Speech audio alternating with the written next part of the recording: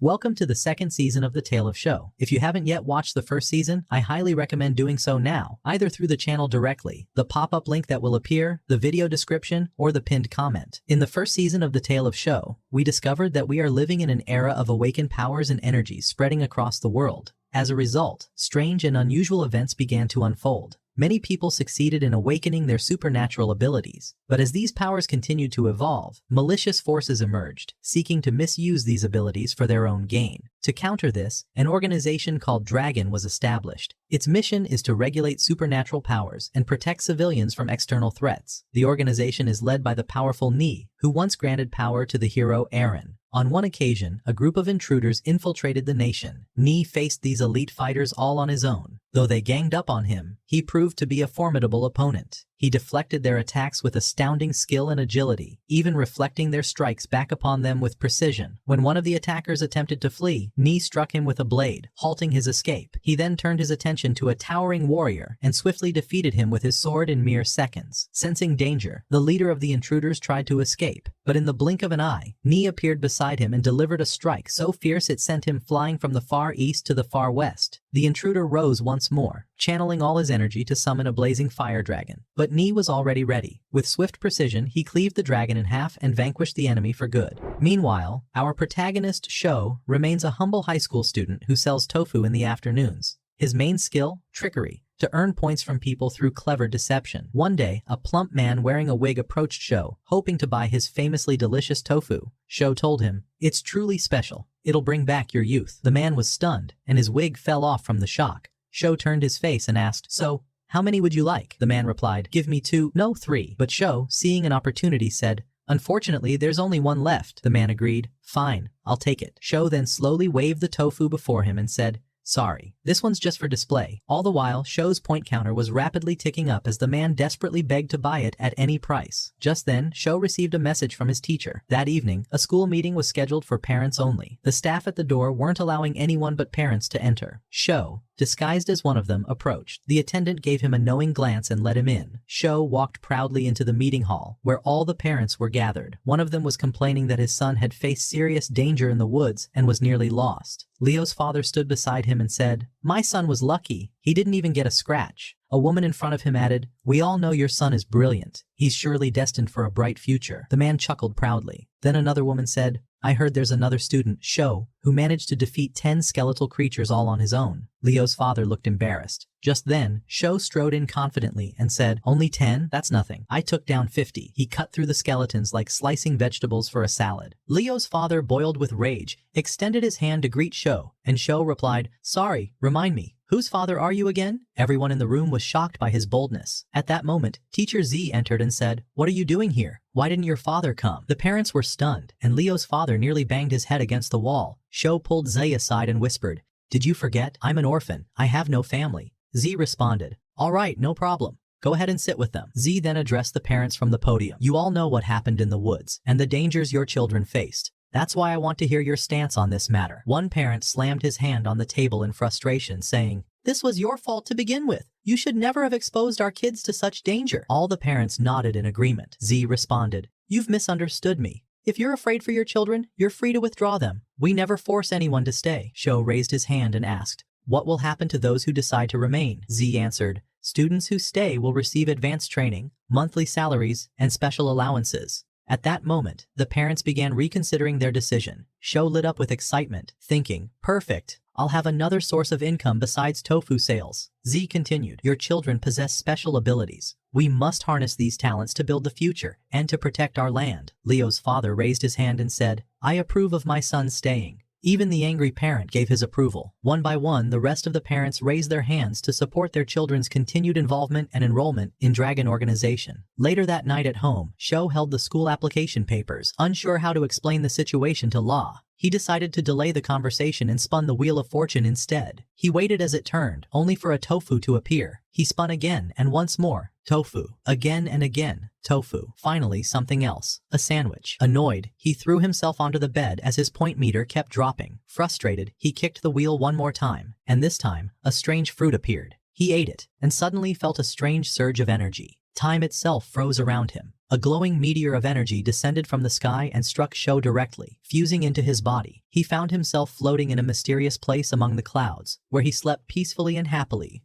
until he woke up again in the real world. Sho returned to the Wheel of Fortune and spun it once more. Then he stepped out of his room. Outside, La was sitting and eating potato chips. Beside her, a squirrel stared longingly at the snack. She gave it one, and it devoured it quickly. She was about to offer a second, but quickly pulled it into her mouth, shocking the squirrel and causing Sho's point counter to tick again. Sho approached the door and asked, "Do you want me to bring you something?" She replied, "I want pancakes, noodles, tomatoes, and eggs." Sho stood there, visibly irritated by her strange list. He slammed the door and left. Meanwhile, she continued snacking and the squirrel sat there weeping, hoping she'd toss him just one more. Sho left the house and headed to the old man next door, his trainer. The old man said to Sho, "I told you that you wouldn't come." Sho smiled slyly and thought to himself, of course this old man wanted something from me. Then he began preparing for his training. The old man had learned that Sho was going to join the Dragnet organization, so he asked him, "What's your plan?" Sho replied, "I have no plan," and took points from him, which annoyed the old man. Sho explained, "Don't get me wrong. I mean, as long as I live happily with love, that's enough for me." At that moment, the old man took his sword and handed it to him, offering advice about power. He warned him that those who gain power may grow distant from themselves over time and end up harming others. Then he said, "Let's continue our sword training." He began explaining how to channel his energy properly, how to control the sword's power, and how to use it in battle. Afterward, he gave him the sword, saying, "You're still at the beginning and need more training."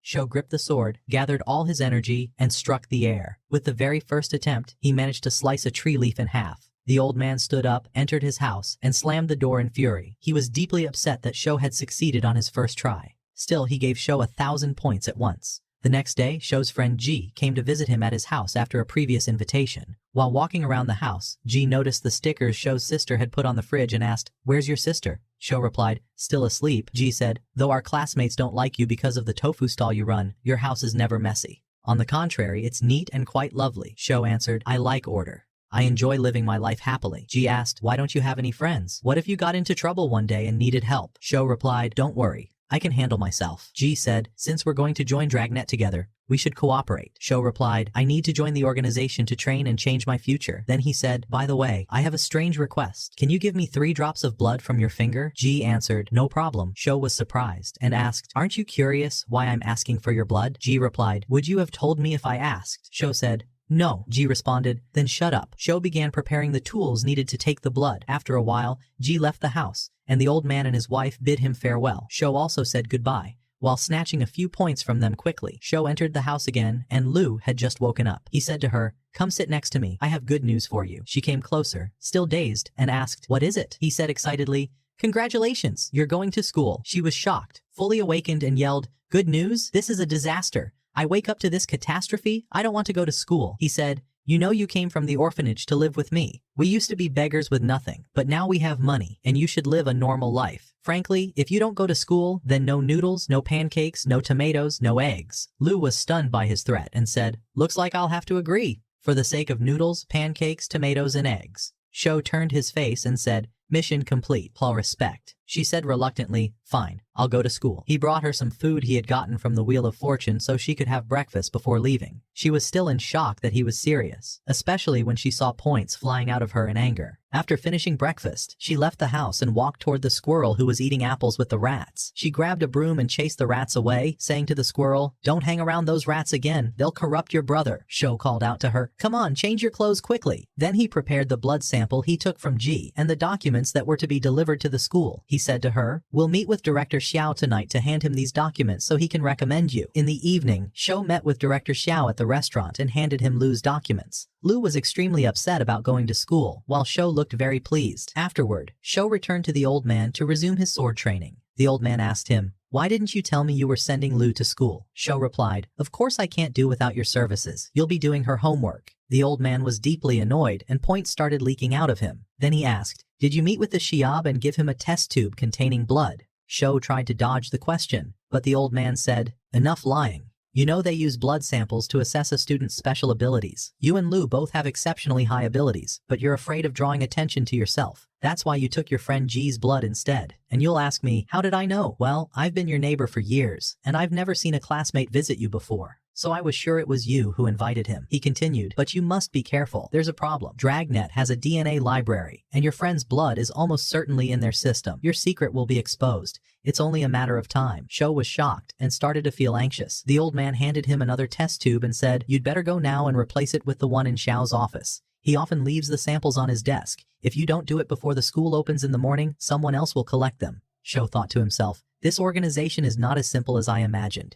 He went to wake Lu, who was still half asleep. She checked the time, it was 4 in the morning, and angrily threw the phone at his face. Sho caught it and said, hurry up, I need you to bring out your personal criminal. Despite being grossed out by him, she went out and brought the corpse, which was still laughing from season 1 because of Sho. Lu looked at him and said, this is all your fault, you jerk. That laughter is from the food you gave him, you scoundrel. Sho said, the important thing now is for you to take him to Xiao's office and replace the test tube there with this one. The criminal took the tube and dashed off to complete the mission. Lu said, since you woke me up this early, why don't you treat me to breakfast? Sho replied, let's finish the mission first. Then he activated the formation eye and sent his phantom into the sky to monitor the criminal, who was running at full speed. He reached the school, which was heavily fortified with guards and surveillance cameras, but Lu expertly controlled him, making him avoid all the guards until he reached Xiao's office and entered through the window. He searched for the tube, and once he found it, he quickly made the switch. Now it was time to escape. Lu tried to guide the body to retreat quietly, but unfortunately, one of the guards spotted him, raised his weapon, and said, surrender. The corpse began laughing, and the guard was completely baffled. Lu shouted, this is all your fault, you idiot! The corpse kept laughing until sunrise. The guard took out his phone to report the intrusion. The corpse tried to stop him, but sadly, the news of an intruder spread, and all the guards began chasing him down. The corpse was hidden in one of the rooms, while 2 guards were searching for it. Suddenly, one of the guards grabbed the corpse and threw it at the other, then tried to flee the school swiftly. However, he was struck by a bullet fired from a distance that pierced his body. At that moment, Sho screamed in terror for his sister Lu, fearing she had been hit as well, but she replied calmly, I am fine, and even the corpse was unharmed. As long as it is not dead, I will be fine.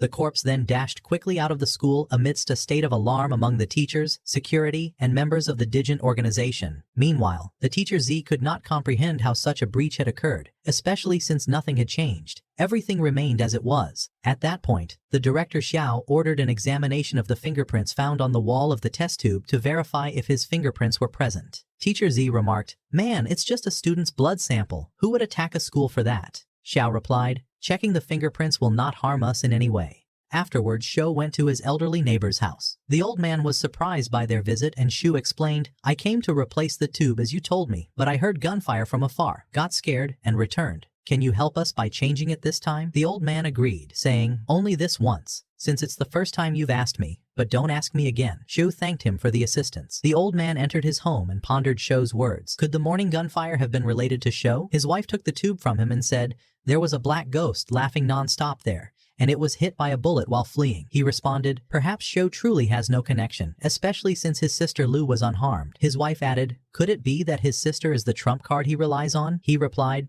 possibly. Honestly, I would be surprised if he had no trump card. She asked, then why didn't you tell me to change the tube yesterday? He answered, maybe they do not want to help us. Anyway, it's their problem to fix. Meanwhile, at the school, members of the organization were watching a video of the criminal laughing, trying to find any clues. Director Xiao was furious at this laughing ghost, and someone said, surely that ghost is foolish. Shortly after, the test tube's fingerprint results arrived. The teacher informed the director that the tube contained only his fingerprints and nothing else had been stolen. Xiao was nearly exploding with rage at the criminal who left no trace. Meanwhile, Sho and Lu were having breakfast together. Sho said, finally, you will go to school. Lu looked at him with disdain and said, do you know anything other than school? Every time you say school, school. If the old man had agreed to help us earlier, we would have been done by now. Shu replied, that is why you must train harder to control your energy. You can even send the scout birds to inspect the area. It wouldn't matter if we lost one. He lifted his bowl of noodles and ate voraciously, while the squirrel perched atop her head wished to taste a bite. When Shu noticed it, a mischievous idea came to mind to use the squirrel. The squirrel was afraid of Lu because she forbade it from dealing with the rats, but when it saw Lu did not oppose, it went to the window and whistled, summoning the rats. Shu said, very good. Can we train them to gather information?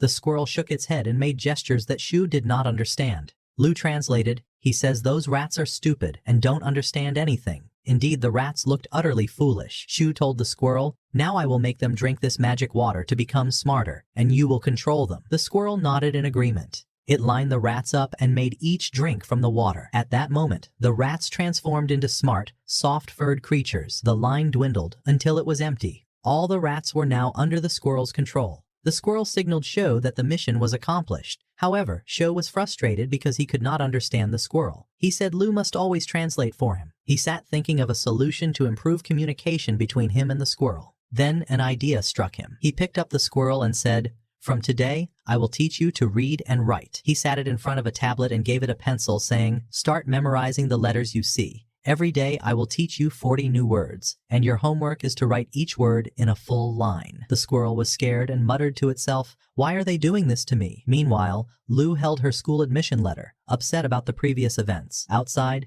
Sho was preparing her bag, recalling childhood days when she was small, and now she was grown and going to school. In the morning, Sho took her to school. Lu was upset about going. Sho quietly advised, "Take care of yourself at school. Do not show your power in front of anyone, and do not hit your classmates." Lu entered the classroom, and the teacher asked the students to welcome the new student. Lu introduced herself reluctantly, and the students were surprised by her coldness. The teacher said, "You cannot bring squirrels to class. We are here to learn." Lu pointed to the squirrel on her forehead and sat in her seat. Meanwhile, Sho went to his high school, happily activating the system after seeing the points Lu had earned for the school. Parents were bidding farewell to their children who, like Sho, had joined the Dragon organization. Teacher Z greeted Sho and thanked him for joining, saying, "From now on, we are colleagues." It was the first time Sho felt someone cared for him. Then Director Xiao stepped onto the platform. All the students stood in line as he began a speech thanking them for joining Dragon. He told them the road ahead was fraught with death and danger, but now they would protect the country. He raised his hand and shouted some passionate words, which the students echoed with fervor. Parents captured this proud moment in photos. Xiao told them, "Within half a month, you will receive your membership permits, uniforms, swords, and all that belongs to the Dragon organization." After the meeting, all students were moved by his words, except Shu, who suddenly noticed a massive influx of points from his sister's school. He thought, "God protect her." Suddenly, a teacher called for him urgently because Lu had caused trouble by hitting classmates. Parents gathered around Lu, shouting at her for hurting their children. Lu did not respond. One mother pushed her, saying, "Don't do this again." Lu got angry and was about to fight, but Shu arrived just in time, apologizing and asking what happened. They told him, "Watch the surveillance cameras and you will understand everything." It turned out Lu and her squirrel had hit and injured the boys. Lu left the room saddened as Sho continued apologizing to the parents, who harshly blamed him because of her. After they left, Lu approached Sho to apologize, but he ignored her completely and walked ahead without speaking. She followed sadly, wanting to apologize, but he kept walking ahead of her. She almost tripped while running after him. He did not speak to her until they reached home. At the doorstep, Lu burst into tears and said, "Forgive me. Please don't send me back to the orphanage. I'm sorry. I know I was wrong. Please don't kick me out." Shu climbed to the rooftop while Lu was still crying below. After a while, he called her to come up. She got up shyly and sat beside him. He asked, "Do you know the mistake you made?" She replied, "Yes. The mistake was bringing the squirrel with me." He said to her, "We must always act wisely because this world is harsh. Therefore we must be strong, but at the same time, we must be cautious and maintain a balance between strength and caution. Although your power is great, it must not be used to harm others. You must realize the consequences before you take any action." She replied, "Understood." He approached her and said, "I have forgiven you for what you did." She asked him, "And what did you do today?" He answered, "I am about to enter a new matter today, and I want your opinion. Should I fight for the people or not?" She said, "Of course, you must fight for them. We must fight if the people we love are in danger, like our old neighbor, his wife, the nearby vendor, and all those important to us." He said, "I am not talking about them, but about people we do not know. Should we fight for those whose faces or names we don't even know? And all this just because someone called for fighting and defending them? Why would anyone risk danger or death for nothing?" She touched his head and said, "Defend our country. By doing so you also protect those we love." Sho laughed and said, "You have become a wise person now." She stood beside him and said, "But I was happy when you defended me today." He replied, "Of course no one can bother you as long as I am here, but we must admit our mistakes when we make any." The two of them continued talking and laughing together, then stood up joyfully, wishing to always remain well. In one of the old Chinese buildings, a student was training in swordsmanship, with his teacher standing beside him. The teacher was not pleased with the student's performance and said, "You need to train more daily. If my master were still alive and saw your level, he would have died because of you. With your current abilities, you need 20 years of training to open the gate." The student heard these words, threw his sword on the ground, feeling frustrated, and began to cry. The teacher approached him and said, "Do not be upset. Train well, and you will reach your goal. If my master were here, he would have brought you sweets." The student smiled. The teacher said, "I will teach you something important. While training with the sword, shout 'Open.' each time you strike. The student took the sword and shouted, "Open," with every hit, continuing this for days but without any result. After 20,000 failed attempts, he sat crying. The teacher said, "Perhaps swordsmanship is not suitable for you. Tomorrow, I will teach you something else." The student cried even more after hearing this. Time returned to the present, revealing that the student we saw was the old man himself when he was young. His wife asked him, "Why are you distracted? What is wrong?" He replied, "I was just remembering the days when I trained in swordsmanship. I thought my teacher was deceiving me, and now I say the same to Sho." He added, "It is strange that I spent 2 full years training to open the gate, while Sho managed to open it in only 2 months. He stood and went toward the window, seeing Sho training to open the gate while shouting, "Open." The old man said, "Stop shouting. Say, 'Open' just once." Sho replied, "The more I train, the better I control the gate's opening." The teacher looked at him in astonishment and said, "Didn't I tell you before to take your time training? Opening the gate faster is not necessarily better." He felt pain in his stomach and continued training. Each time he opened the gate, he was surrounded by clouds, and he was required to turn the clouds into rain. The problem was that the more clouds surrounded him, the more he suffered from sudden diarrhea and had to rush to the bathroom. Once, Lu was still awake and went to the bathroom, but found the door locked and the bathroom was singing. He said, "Is it not enough that I run the bathroom? Now it sings too." He came out and said, "I was not singing. You must have misheard me." She passed by him on the couch and said, "I am sure I heard you singing." He said, "No, I was searching for a trip for us." She was very happy with the idea and said, "We know we are students and get tickets at half price. We must seize the opportunity and go on many trips before graduation." He said, "I have never ridden the green train before, so this time we will take it. And next time, we'll fly." He took his phone and searched for tickets. She looked and said, "The green train takes 22 hours. You are so stingy." He laughed and said, "This is a new experience for you." She was very annoyed. The next day, Sho was training with the old man in swordsmanship. The old man was teaching him new skills, and Sho was impressed. He gave him the sword and said, "Show me if you can perform this move." Sho grabbed the sword, opened the gate, and moved to the clouds. He began practicing turning the clouds into rain but did not succeed. The teacher said, "Did you see how difficult this is? It requires a lot of training. In our days, we didn't sleep to master the clouds, so you must be mentally prepared." Sho said, "Such training will be very enjoyable." The old man was shocked and said, "Enjoyable?" Sho took the sword and tried again. The teacher entered and watched Sho controlling the clouds. Sho was very focused and skilled. In the end, Sho succeeded in dropping a raindrop, turning the clouds into rain, and producing a distinct gust of wind. The old man was amazed because the powerful ancestors, when turning clouds into rain, had a distinct sound like the wave of the sea. He asked his teacher about this sound, who replied, "I do not know.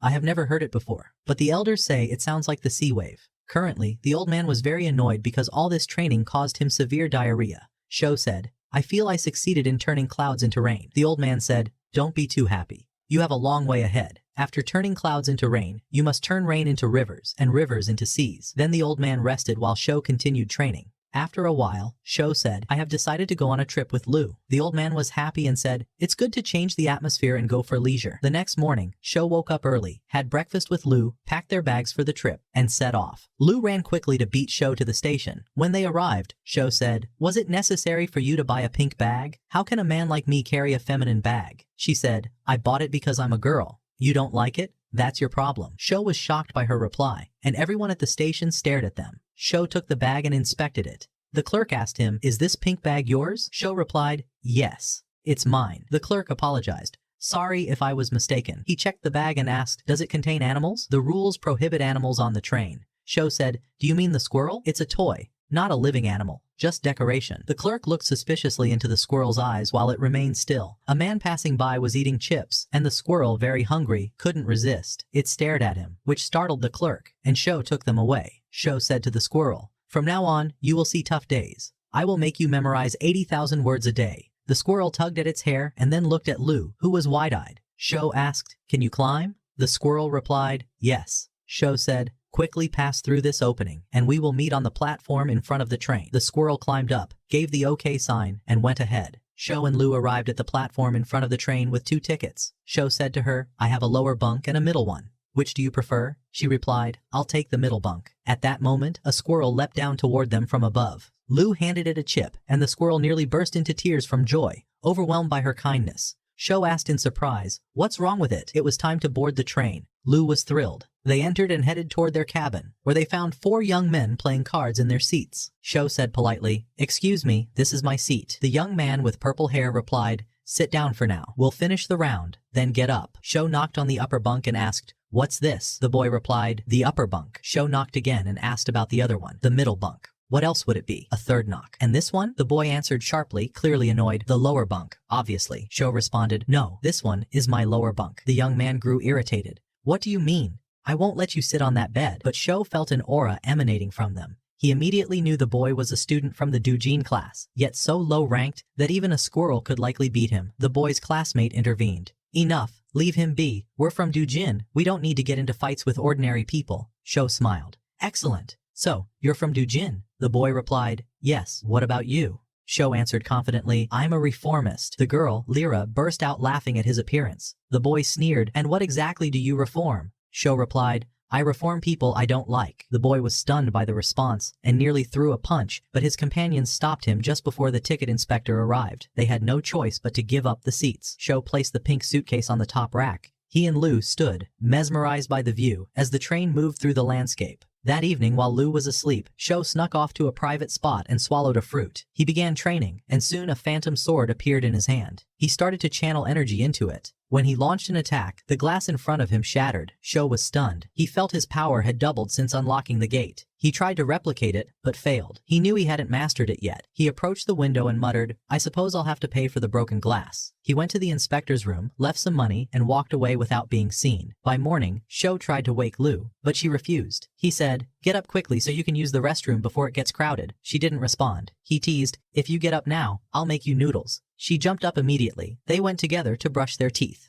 Sho began preparing noodles as promised, while Lu waited. Sho brought the noodles, though he seemed uncomfortable. Across from them, the four young men from earlier were talking about the black market. The purple-haired boy said to his friend, "Some people sell weapons, magical tools, even enchanted stones." She scoffed. "Are those your relatives? Can we even trust them?" He replied, "We'll go and see," she said. "But I don't even know the price of a magic stone. My family only gave me 50,000. He responded, "I have 120,000. Sho suddenly remembered what his friend Ji had said in Season 1, that a single enchanted stone could cost up to 100,000. He smirked slyly. The boy noticed and asked, "Why are you laughing?" Sho replied, "If someone had a magic stone, how much do you think they'd sell it for?" The boy laughed mockingly. "The weak make up for their lack of power with money." Sho said, "So your problem is poverty then?" The boy snapped, "Who are you calling poor? And what power do you even have? Look at what you're eating. Noodles." Lu responded, "Do the noodles bother you?" Sho pulled out a file. "We're with Dragnet. We don't need constant supervision from our leader, unlike you." The boy and girl were stunned when they realized Sho was part of Doujin's elite. Energy points flooded from them, and they were speechless. Sho told them, "You're just 4 from Class E. You're nothing." They couldn't believe they were facing a prodigy from the elite. Sho revealed an enchanted stone. "Isn't this what you were looking for?" They froze in place. Sho said, "Unfortunately, your money isn't enough to buy this stone." They sat in silence, not daring to respond. The train arrived at the station. Sho carried his bags while the 4 young men stayed seated, quiet. Sho and Lu watched them from a distance. Lu asked, "Aren't we having dinner?" Sho said, "Keep your voice down. We don't want them to hear. We'll follow them, find the black market, sell the stone, and then I'll treat you to whatever you like." They continued tracking them until a man in red appeared. Sho suspected he was the black market broker, but after checking his energy, he realized the man had no magical power. He concluded the man was a relative who came to pick them up. Sho whispered to Lu, "Something's off. That man has no magic energy. How would he know about the black market?" Lu asked, "So are we going to follow them?" He replied, "Of course. We've got nothing to lose." They began chasing the group, leaping across rooftops until the car stopped in a narrow alley and everyone got out for dinner. Sho noticed turned to Lu. He told her he suspected the man was from Dragnet, possibly a high-ranking member. He asked her to test the man herself. Lu approached the car and found a note taped to the window. "I don't know the time. I don't have a watch. I don't have a phone. I don't have anything." Annoyed, she removed the note. The man rolled down the window and asked, "Is there a problem?" She replied, "Nothing. I just wanted to tell you. It's 6:44 now." The man was stunned. She laughed. "I found your note." He gave a forced smile, took the note from her, and thanked her. Lu returned to Sho, and together they concluded the man was definitely part of Dragnet. Sho gave the squirrel a chip and told Lu, "I'm going after them. You and the squirrel stay here and wait for me." Before leaving, he said seriously, "Your safety is my top priority. If you sense any danger, run immediately. I'll find you at the black market." She agreed, and Sho dashed off, masked. He wandered through the stalls checking magical tools, but realized they were fake. He began to suspect the entire market was a sham. Meanwhile, the 4 boys wandered the market, confused, unable to distinguish real items from fake. Sho, still in disguise, kept following them until a vendor called out, "Come, let me show you my goods." Sho stepped forward. The vendor laughed and tried to fool him. Sho walked away, realizing it was all fake. The vendor called out, "Wait, you have magical energy, don't you?" Sho replied, "Why do you ask?"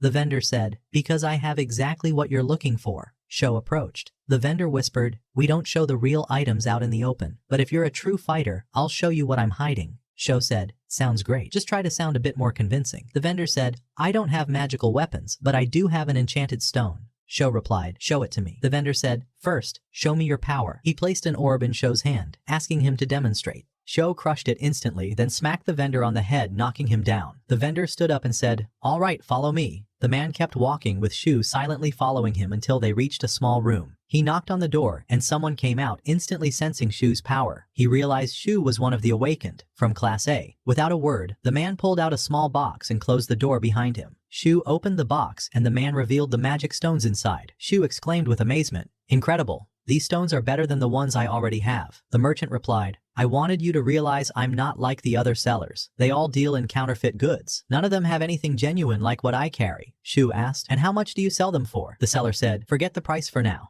Think about how much time this stone could save you in training, how much power it could help you gain. Tell me, how much would you pay?" Sho responded, "Fine, but tell me your price." With a sly smile, the merchant said, "You want me to sell you these stones? These are the future, my son." Sho insisted, "Yes, but I still need to know how much." The man replied, 1,800,000. Sho chuckled, "Honestly, you should be asking for more." The merchant blinked, surprised. "More? How so?" Sho leaned forward, resting his hand on the merchant's shoulder. "Let me tell you the real price. Like you said, these stones are the future. Money? Just paper. It can't compare to time or to the future." The merchant was stunned, unable to respond. Then he muttered, "Fine. I'll sell them to you for 200,000. Sho replied, 200,000? That's a very reasonable price." The merchant handed over the stones, but before walking away, Sho placed his hand on his shoulder again and said, "Did you see what I just got? I now own the future. For just 200,000. What do you say? Want to buy it from me?" The seller stammered, "I mean, that's still a bit expensive." Sho replied, "All right then, let's settle it at 180,000, like we originally said." The merchant fumed, but eventually gave in after a long negotiation and sold the stones for just 118,000. Sho took the money and tucked it away. The seller muttered, "I can't believe I sold you something that valuable." Sho replied calmly, "Don't worry, I still have more." The merchant was speechless. After Sho left, the seller sat down with the man who had originally handed him the stones. It turned out to be his son. The two began discussing Sho and the terrifying strength he had shown when he shattered the orb in mere seconds. The merchant pulled out one of the stones, reflecting on everything that had happened. Meanwhile, Sho double-checked the money and confirmed it was real. As he walked, he murmured to himself, "Back when I sold tofu and eggs, I never even came close to this kind of money." He continued on his way, until suddenly, he sensed a magical aura coming from a nearby merchant wearing a face mask. Curious, Sho approached him to investigate. He started browsing the goods. Sho asked, "Is your merchandise authentic?" The masked seller replied coldly, "No." Sho kept browsing, while the seller stared at him in frustration. Suddenly, the system scanned the man and identified his status. Sho checked it and saw that while the man wasn't weak, he wasn't from the Dagon either. Suddenly Sho grabbed his hand and asked, "Who are you, really?" The seller tensed up, but Sho said, "Relax. I'm not here to arrest you. I just wanted to see your goods." The man answered, "I have something, but I only trade it for magic stones." Sho replied, "I have stones. The real question is your item worth the trade?" The seller responded, "You'll need to give me at least 5 stones." Sho thought to himself, magical weapons are rare these days. Trading 5 stones for one might not be such a loss. He pulled out a stone and said, "Here's one. Now show me your item." The seller agreed. "All right. Follow me." He led Sho down a narrow alley until they reached an empty space. The merchant pulled out a covered object. Sho looked at it and said, "Doesn't look like a magical weapon to me." But once the cloth was removed, Sho felt the intense magical energy. He realized the covering had been suppressing the energy flow. It turned out to be a magic vial. Sho asked, "What does it do?" The seller explained, "When you hold it, charge it with your energy and call someone's name." Sho interrupted, "What happens? Does the person appear?" The man answered, "No, their energy gets absorbed." Sho looked away, unimpressed. "I don't believe you." The seller replied, "I'll show you." He pointed the vial at Sho and called out a name. The vial charged up and shot energy at Sho, but Sho dodged it in time. Sho thought, if that person had really been nearby, would it have absorbed them? Then he asked to try it himself. He took the vial, called out someone's name, and the energy began to build. Suddenly, Sho's star map appeared, disrupting the process. He thought to himself, "So, I need to pour my own energy into it for it to work." The seller was confused that it hadn't activated, but Sho said, "Your item is broken, man." The seller gasped. "What?" Sho returned the vial. "It doesn't work. I don't want it." But the seller grabbed his arm. "You just saw it work. The problem's with you." "Fine. I'll lower the price. 4 stones." Sho paused, thought, and then accepted. He handed over 4 magic stones, The seller threw him the vial and shouted, "No returns, no refunds," then ran away. Shu stepped out of the alley and removed his mask. As he walked through the market, a boy with purple hair spotted him and said, "You were following us, weren't you?" Shu placed a hand on his shoulder and said, "This market is full of wonders. Buy whatever catches your eye." Then he left and returned to Luo, who was fuming because her shirt had been torn. Shu had used it as a mask. He told her, "Don't worry, I'll buy you a new one. Besides, I made a lot of money today. How about I treat you to some meat tomorrow?" Luo lit up with excitement, already imagining the meat, her mouth watering. She said, "Then let's hurry and sleep so we can eat tomorrow." Shu replied, "Wait, there's still something left." From the rooftop he spotted 4 guys passing below. He said, "I got a new weapon and I want to test it now." Luo kicked him and snapped, "Stop bullying people." Shu answered, "It's not bullying. I'm just testing its effect." He charged the vial with energy and hurled it at the purple-haired boy, but the boy sensed the attack just in time. He would have discovered them if they hadn't hidden at the last moment. The 4 guys left, finding no one there. Shu thought, "Did he sense me? No. It must have been the vial. Maybe it alerts the person whose name you call." He tested it again on a man sleeping in a cart. The man instantly woke up and hit his head. Shu muttered, "Something's wrong. I was told this thing would absorb people, but that guy tricked me." He looked at the vial and said, "Let's go. Tomorrow I'll treat you to that meat." The next morning, they went to a restaurant. Shu ordered 3 plates of meat. The chef was confused why 1 plate was for a squirrel but still prepared the food. Shu stood in front of him, insisting repeatedly, "More meat, more meat, more meat." The chef, frustrated, replied, "Why don't you come cook it yourself?" Luo finished her plate quickly and was thrilled with the meal. The squirrel, however, still had a full plate. Shu took a piece from the squirrel's plate and gave it to Luo. The squirrel nearly cried and snapped his stick in frustration. Shu asked him, "Did you memorize the words I gave you yesterday?" The squirrel glanced quickly at his plate and silently finished what remained. Luo was absolutely delighted with the meal, stolen as it was, while the squirrel was fuming. Meanwhile, Shu sat back thinking, ever since that squirrel ate the enchanted apple, his energy has increased a lot. I wonder what would happen if I gave him another one. Luo then asked, "Where are we going next?" Shu replied, "To the station. We're heading to Mount Rio." At the station, Shu took out a magical apple and said to the squirrel, "This is a reward for you." The squirrel didn't believe it at first, but he couldn't resist the apple and devoured it in 1 bite. Suddenly his strength increased and fur began to sprout from his body. At that moment, the driver called out to Shu to board the bus, so he said to her, "Let's get on quickly and continue our conversation later." Before boarding, Shu noticed the vendor he had seen yesterday also getting on, heading in the direction of the mountain. Shu and Lulu boarded the bus, and Shu kept his eyes on the vendor in front of him, sensing that he was anxious. The man was carrying a strange-looking compass. Then, the 4 young men they had met the previous day boarded as well, and one of them joked, "Are you following us everywhere, man?" The bus took off, accompanied by a tour guide who began talking about the 3 days they would spend on the mountain. He explained to them about Mount Rio, saying that its name was derived from a princess of ancient times. According to legend, this princess possessed a mirror, and one day, overwhelmed by sadness and anger, she hurled it to the ground, shattering it into 2 halves. One half landed on the eastern hill, the other on the western hill. By sunset, they had reached the mountain and began setting up their tents. Shu and Lulu sat facing the sea, enjoying the beauty of the sunset. He asked her, "When do you feel happy?" She replied, "When I go shopping with you, or when I see you cooking and we sit down to eat together afterward. I truly find happiness when I eat with you."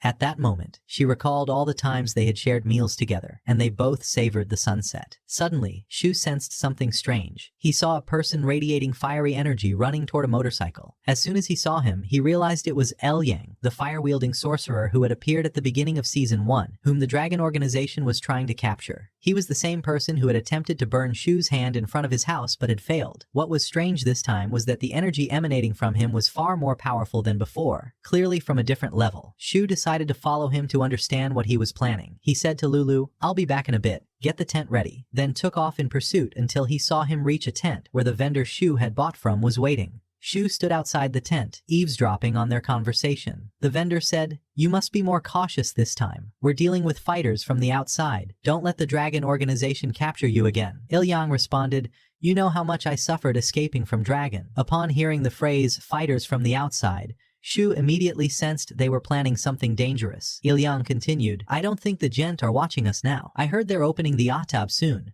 So we need to act quickly before they turn their attention to us. Tell me where the object on the mountain is so we can escape to the outside. There, we'll bring in foreign fighters into the Atab and find magical weapons we can sell on the black market to become rich." The vendor replied, "Can we rely on these foreign fighters? You know it's hard to enter the Atab." Yang assured him, "Don't worry, they have their own ways. What matters now is whether the compass works well. We need to find the mirror I'm searching for. The vendor answered confidently, don't worry. The compass works perfectly and indicates the mirror is right here. At that moment, Shu understood why the vendor had seemed anxious since the beginning of the trip. He was planning to smuggle magical weapons out of the country. Yang continued, we'll take the motorcycle now and reach Mount Rio in less than an hour. There, we'll seize the precious mirror. As they began moving, Shu backed away from the tent, thinking of how to prevent them from stealing the mirror. He kept watching Blung as he approached the motorcycle. Suddenly, without hesitation, Shu dashed forward, grabbed the motorcycle, hoisted it onto his shoulder, and began running with it. While Yang stood there stunned, unable to comprehend what was happening, Shu was running like a horse, overwhelmed with joy. He ran along the road until a truck appeared ahead of him. When the driver saw a man sprinting while carrying a motorcycle, he panicked and slammed the brakes. But suddenly, Shu leapt over the truck with the motorcycle, leaving everyone in utter disbelief. Meanwhile, Yang kept running after him, shouting for him to stop. But Shu didn't stop and kept running tirelessly. Yang became exhausted and called the vendor, come quickly to the mountain. The vendor asked, why? Where's your motorcycle? He replied, it was stolen. The vendor exploded, come to the mountain immediately. Shortly after, Yang arrived, panting, astonished that the thief hadn't tired out. The vendor also arrived, gasping for air, and asked, who stole the motorcycle?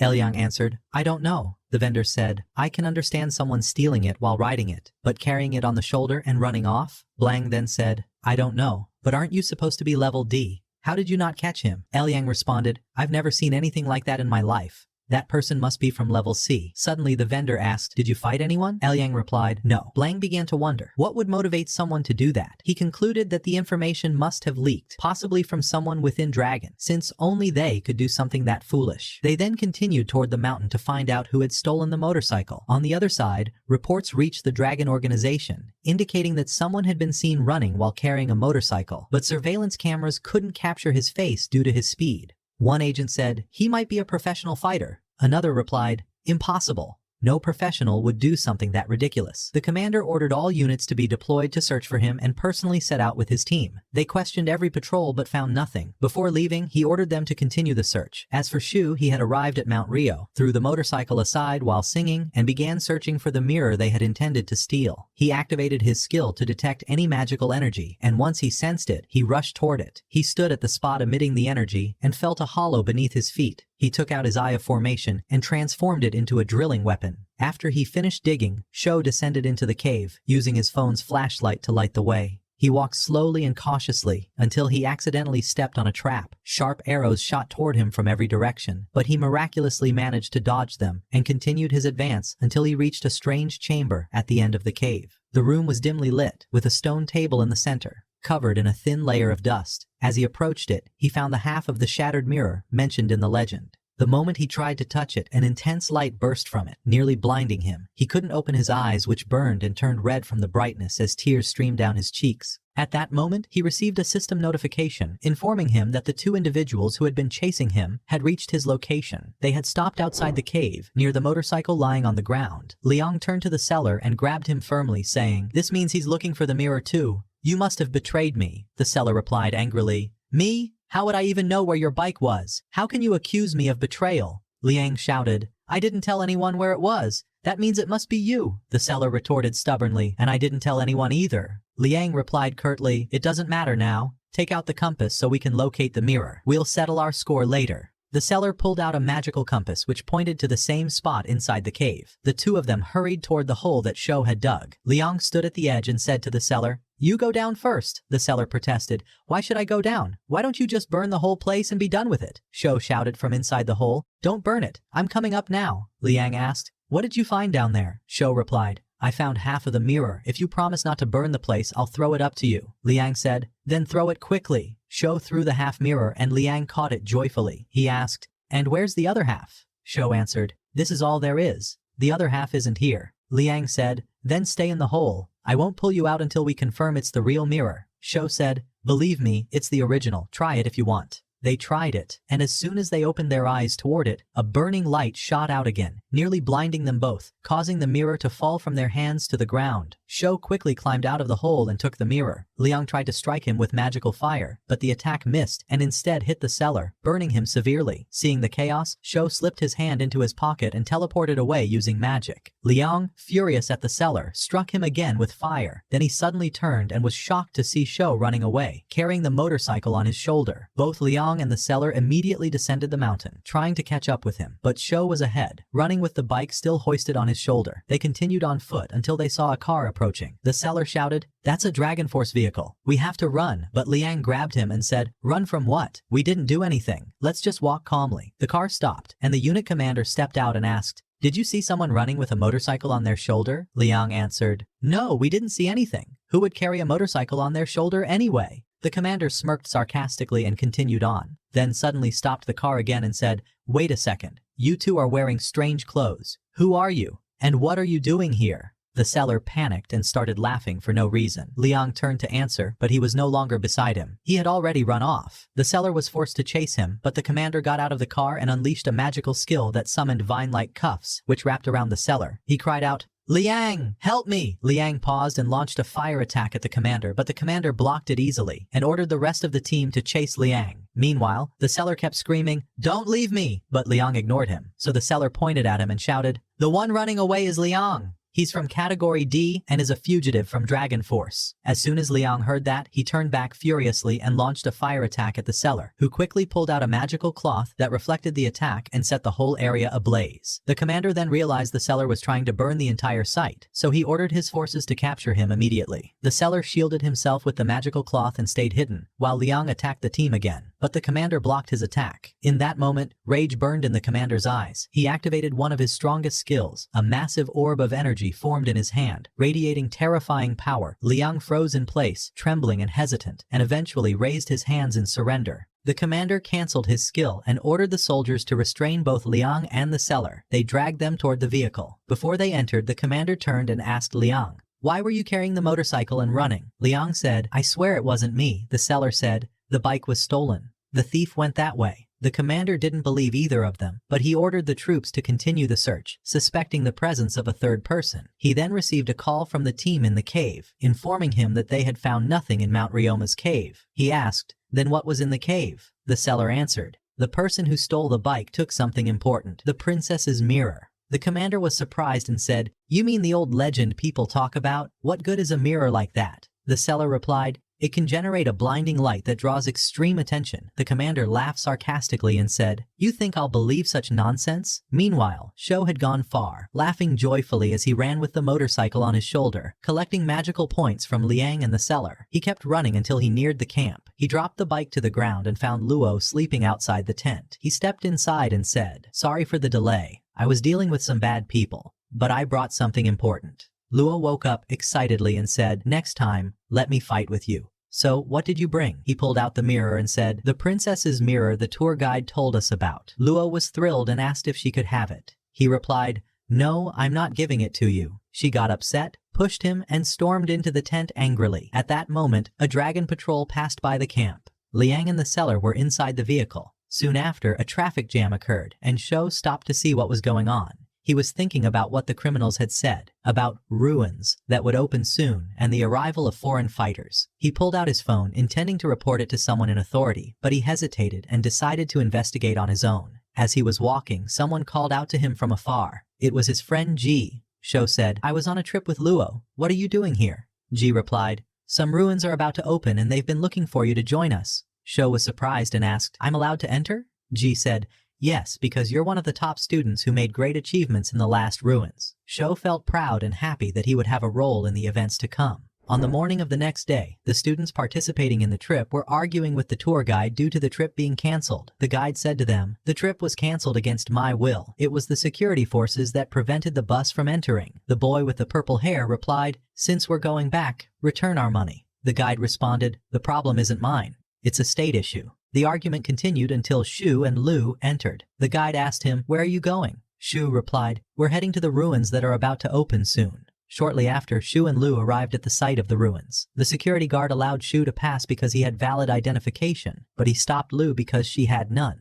Then Ji intervened quickly and resolved the situation, handing the guard Lu's file. The guard took it and went to his superior to ask for permission for her to enter. Shu and Lu looked at Ji and smiled at him gratefully. After receiving permission, they were both allowed to enter. They entered the camp, and Lu was astonished by what she saw, as it was her first time experiencing something like this. Shu, on the other hand, suddenly felt a powerful presence near the shore. That man was an old and incredibly strong elder named Chen, who resembled Shu's elderly neighbor, Li, who lived nearby. Outside the camp, there was traffic congestion. From one of the buses, a group of people got off and gathered around a large rock. Then a strange fighter appeared and thanked them for coming from different parts of the world as foreign combatants. He told them the ruins were about to open and that the senior leaders had appointed him in charge of this operation. The head of the dragon forces was currently busy solving some issues in the south, and so could not personally oversee this mission. As for Elder Chen, who had arrived here, the leaders knew how to deal with him, and soon they would dispatch professional fighters to kill him. He added, as for us, we will be responsible for facing any resistance inside the ruins, and we must seize the Eye of Formation. At that moment, Shu recalled what happened 2 months ago when he visited his elderly neighbor Li and asked him to inspect his new sword. The old man took the sword, examined it, then threw it back and said, "This is an ordinary sword, useless." Shu felt disappointed. The elder said to him, "Don't be sad. We are of a different lineage than the dragonette. We use the sword of mind. With it we can turn anything into a sword." Shu replied, "But this sword of mind isn't something you can buy with money." The old man's face darkened upon hearing those words. He walked off to drink water, then returned and said, "The sword you have can be enhanced by adding certain materials." Shu asked him, "What do you think of today's fighters? Are they talented?" The old man replied, "Yes, there are talented ones. The commander of the dragon forces is the best fighter in the East, a true elite genius. He's responsible for the borders, and with him there, no foreigner dares breach them. The second genius is his assistant. Sure, he's the true founder of the dragonette after me, though he doesn't have many qualifications. His will and determination are the core of his talent. With people like these, no one knows what the future may bring. And then there's the fighter Xiao, who runs like a madman." Shu and the elder laughed when Xiao's name was mentioned. The old man continued, "There's also an elder named Chen, responsible for protecting the south. His strength is astonishing after decades of training, but his problem is his temper. He's always grumpy and short-tempered." At that moment, Shu returned to reality and realized the strong breeze he felt earlier by the sea had come from Chen himself. Shu stood there thinking, will these foreign fighters be different from the rest of the camp? Soon after, he took Lu and led her to the tent. As they passed by the cook, Lu smelled the food and stopped, unwilling to move. Shu had no choice but to carry her himself to the tent. Inside the tent, they met a chubby student named Xuan, who greeted them and introduced himself as an E rank. When Shu saw his watch, he kept staring at it. Xuan didn't understand what had caught his attention. Shu was mesmerized by the golden watch on Xuan's wrist. His eyes sparkled with a love for money. He grabbed Xuan's hand and said, "My name is Shu. I'm also E rank. You said your name is Xuan, right? Where are you from? How old are you? How much did that watch cost?" Lu and the squirrel were baffled by Shu's behavior. Shu snapped out of his amazement and felt he had ruined the mood. While Xuan stood shocked and speechless, Shu shook his hand and walked away. He then met another person wearing a suit. Shu said to him, "I heard you accomplished something in the last ruins." The man introduced himself. "My name is Gao, D rank." At that moment, Xuan got angry and said, "I came to greet you earlier and you ignored me. Do you hate me?" Shu pushed him aside and told Gao, "I'm the one who achieved those accomplishments in the ruins." Gao asked, "How are you still E rank?" Shu feigned modesty and replied, "Unfortunately, I'm E rank, the lowest among the awakened." Xuan whispered to Shu while looking at Lu, "Why did you bring kids with you? I heard the commander say that when we enter the land of radiance, we won't be able to fight if they're with us." Shu said, "But the commander didn't say that." Xuan replied, "He talks too much. How would I know?" Shu told him, "Great. Go ask him and come back." Xuan received a verbal slap from Shu that left him unable to respond. Soon after, it was lunchtime. People stood in a long line. Shu and Lu waited until it was their turn. When the cook saw Lu, he was delighted to see a little girl in the camp. He said to her, "I'll recommend you. You're precious to us." Lu was very happy and handed him her plate with joy. After getting their food, she sat with Shu to eat. He told her, "Eat comfortably. No one will say anything to you." She asked him, "Can I enter the ruins with you?" Then pointed at Xuan and said, "I'm stronger than him. I don't think he could even beat the squirrel." Shu replied, "Maybe he has some special skill we don't know about." Lu answered, "I don't see any skill in him other than eating a lot." Shu laughed and told her, "You really are stronger than him." She proudly said, "Of course I am." Shu said, "I really wish you could enter the ruins with us, but I don't know how." As for Xuan, he was busy eating and reading about his teammates on his phone. He first read about Gao, whose family lives on the border. It was said he once faced a drug dealer and killed 4 armed men alone. The second was Ji, who had killed 6 of the ruins' bones. The third was Shu. Xuan was amazed by what he read, that Shu had shown outstanding skills, which earned him a spot in the Dragonet forces. He was even more shocked to learn that in the last ruins, Shu had defeated an army of skeletal knights alone and sold their magical weapons to everyone inside. At that moment, Xuan realized that Shu was their true leader. After lunch, they went out to the training yard of the camp, where they found a large number of students from the Doujin class had arrived. Shu began examining them carefully, searching for any foreign fighters who might have slipped in among them. Xuan asked him, "What are you looking at?" Shu replied, "None of them are wearing a watch." Xuan raised his hand and said, "My watch costs 80,000, and I have even more expensive things at home." Gao said, "I don't understand what's so entertaining about boasting over an 80,000 watch." Xuan thought to himself, "You must be jealous." Ji then said, "I don't know these students' qualifications. I fear they'll be a burden like in the previous ruins. Some of them got scared and couldn't handle it." Xuan replied, "Right. Do you guys know a girl named Si?" Gao said, "I've heard of her. They say she killed all the monsters in the last ruins." Shu said, "You're right. Si really is a genius fighter. She managed to defeat many monsters with incredible skill and strength." At that moment, Si arrived at the camp. Shu said, "There she is." Xuan went to greet her and introduce himself, but she ignored him. Then Gao straightened his tie and greeted her, but she ignored him too. The 2 of them stood speechless, and the 4 of them continued walking onward. Zhuo asked Xuan, "You still don't know who's going to be in charge of the team this time?" Xuan grew irritated by the question and replied, "I have no idea who it'll be. All I know is that this person has a bad temper and is easily angered. But a word of advice, don't speak English in front of him." Zhuo asked, "Why shouldn't I speak English in front of him?" Xuan answered, "You could never guess the reason. But what's important is that you avoid English altogether. The consequences could be dire, especially if you mix English with Chinese." Moments later they reached their tent. Ji asked him, "Why are you so focused on Xuan's watch? Planning to make a fortune like you did last time?" Zhuo smiled and answered, "Of course I want to.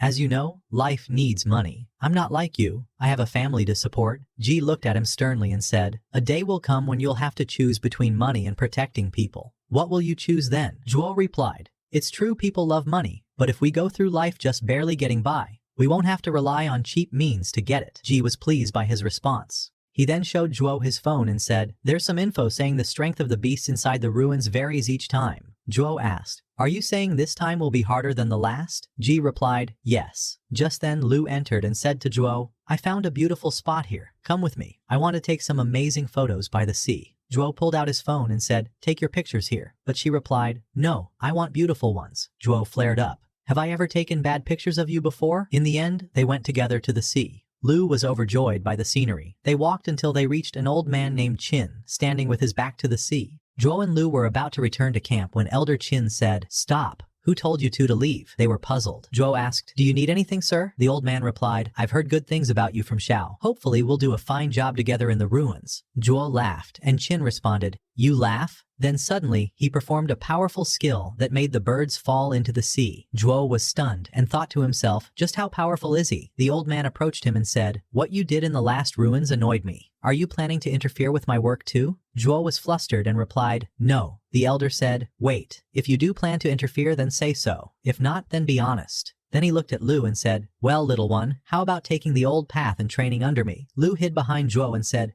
"I don't want to." The elder was shocked, and points appeared above his head. Zhuo thought to himself, when I refused to train with him, no points showed up. But when Lu refused, they did. That means he only wants Lu to train under him. The old man was surprised by how quickly she refused. He then said, "The ruins will open soon. Use this time to train well." Zhuo and Lu thanked him and started to leave. But just seconds later, he called Lu back. "What skill have you awakened? Sure, others may like your skill, but I might not." Zhuo said, "It's top tier." The elder was surprised. Lu hid behind Zhuo once more. He told her, "No one will dare mess with you if you train under me, so what do you say?" She replied, "No." He said, "I'll give you a magical weapon if you agree." She answered, "No." He snapped and asked, "Why don't you want to train?" She replied, "Because some people are hot-tempered and ill-mannered." The old man grew furious and asked, "Who told you that?" Then he unleashed another skill, making the birds fall into the sea again. At that moment, the fog began to draw near. The elder informed them that the ruins were about to open. Then suddenly, he called out to everyone in the camp to get ready. The fighters gathered and were divided into teams. Zhuo was assigned to one of the teams. He said, once we enter the ruins, we'll find ourselves in a random location. We won't know if it's dangerous or not, so we have to be ready. Zhuan, lifting his earpiece, replied, don't worry, we're together. Zhuo asked him, what's your skill? Zhuan said, I'll tell you, but don't laugh. My skill is that I don't feel hungry when I'm full.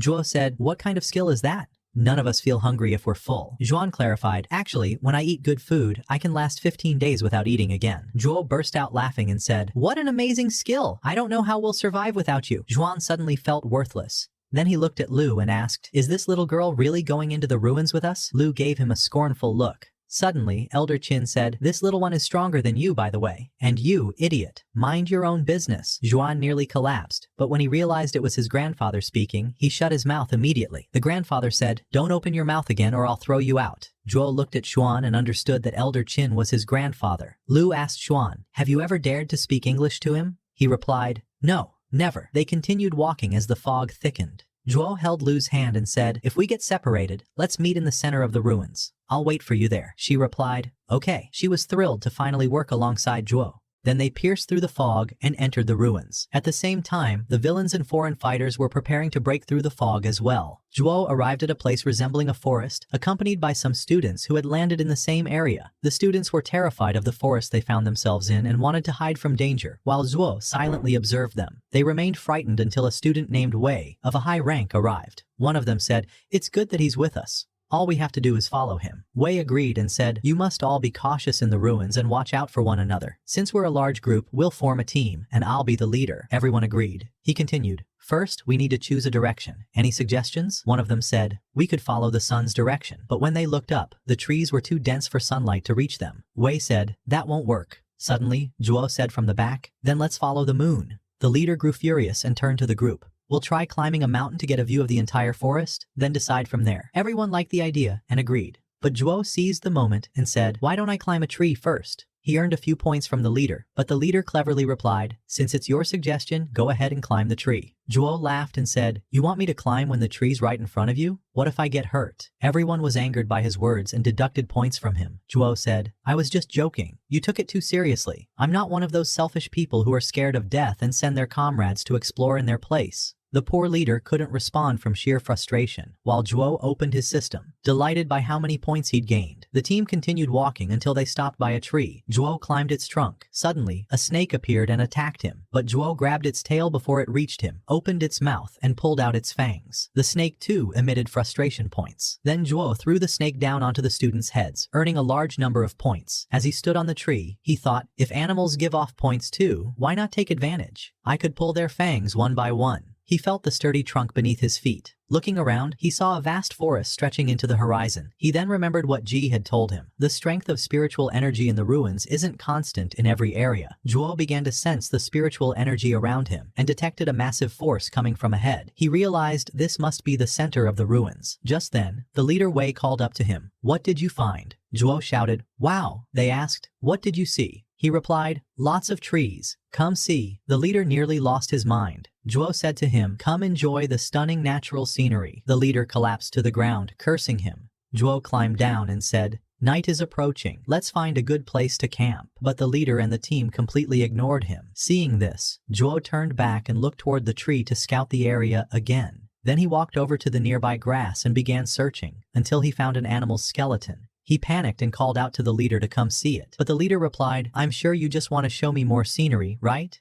Zhuo thought to himself, suit yourself. If you don't want to see it, that's your call. And the team continued their exploration. At night, Shu was walking behind the group until they reached a wide open area. The commander then said, let's keep moving until we meet our comrades in the timberlands. But suddenly, some grape-like points appeared in front of Shu. He stopped, opened his mouth and said, I think it would be better to camp here in this open area. I just saw the bones of a beast under that tree. And besides, the trees here in the timberlands are unlike ordinary ones. I feel there's something strange about them. I won't keep going. The commander responded coldly. Listen, Shu, don't be so alarmist. Shu insisted. I know some of my recent actions made you lose trust in me, but this time, I'm serious. I hope you stay here. The commander thanked Shu for the warning but replied, I think you're exaggerating a little. What matters now is rejoining our comrades as soon as possible. Not wasting time here. He then ordered them to move on. Before they left, Shu said, take care of yourselves, and if anything happens, Run back here immediately. After they departed, Shu thought of his sister Lu and wondered, I wonder what she's doing now. Meanwhile, Lu was walking through the forest when she encountered a group of animals, including a tiger that tried to intimidate her, but she held her ground, gripped her face with confidence, and scared him instead. Suddenly, the earth beneath them trembled, and the animals panicked. The cause was Magi, a giant wild boar that approached Lu and roared in her face. She didn't flinch and remained firm. Then, she summoned the corpse of the laughing criminal to fight the boar. As for Shu, he was camping near the fire and eating, when he began noticing glowing points appearing around him without knowing where they came from. He then realized Lu had sent them and felt reassured. He had been wrong to worry about her. She was more than capable of protecting herself. However, what worried him now were the small animals surrounding him, acting increasingly aggressive. All the animals began gathering around the fire. Meanwhile, the trees of the timberlands started to move in strange ways and emitted unnatural lights until their branches reached out and seized one of the animals. At the same time, the commander's team continued walking through the forest when the surrounding trees began to emit a similar eerie light and grabbed one of the students. The commander rushed forward and sliced the branches with his sword, but more students were attacked and began screaming for help. The commander quickly realized the situation had spiraled out of control. Back at Shu's camp, animals surrounded him as he sat by the fire. He was deep in thought about the trees that attacked creatures at night. He decided to use the open space as a refuge for the wild animals. He stood before the tiger, and when it lunged at him, he landed a punch squarely on its face. The rest of the animals prepared to attack, but Shu drew his spear and began fending them off fiercely until fear spread through their hearts and they started fleeing. He chased after them wildly, joyfully collecting points from each one. He chased them until they were worn out, managing to trap them in a corner. They looked pitiful. He jokingly said, "Don't be afraid. I'm just a dentist. I'm here to check your teeth."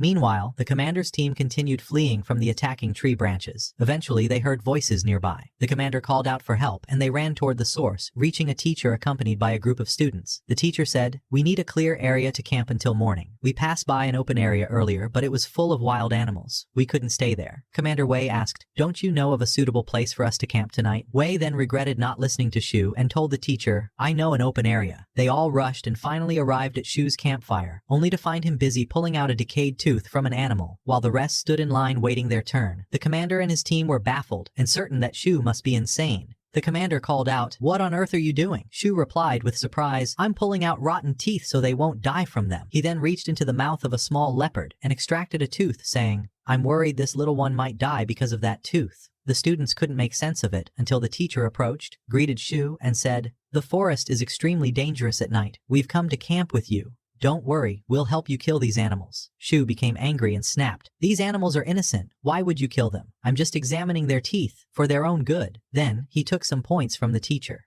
The teacher asked, "What if these animals attack us while we're sleeping?" Shu looked at the animals and they all shivered and nodded their heads, as if to say, "We won't attack." So, the teacher informed his students they'd camp there for the night. Wei sat beside Shu and apologized for not listening to his advice. Shu smiled and said, "Apologize for what? You're the one who got hurt, not me." Wei left, and the teacher asked Shu, "What do you think about joining us tomorrow?" Shu replied, "I have important things I need to take care of. I suggest you join the other groups as soon as possible. Every night, find an open area to sleep in." The teacher was puzzled and asked, "You'll walk alone in the forest? You should stay with us. At least if you face danger, we can help you." But Shu remained silent, then stood up and went to sleep. The next morning, the teacher and students woke up. The teacher felt like he hadn't slept well and began looking for Shu, but he was nowhere to be found. One student was about to brush his teeth and had put toothpaste on his brush, but the teacher stopped him and said, "Don't waste the water. It could run out, and we'd all die. Conserve it until we find a reliable source." He then thought to himself, "If we had killed a few animals last night, we'd have enough food now, but Shu wouldn't let us."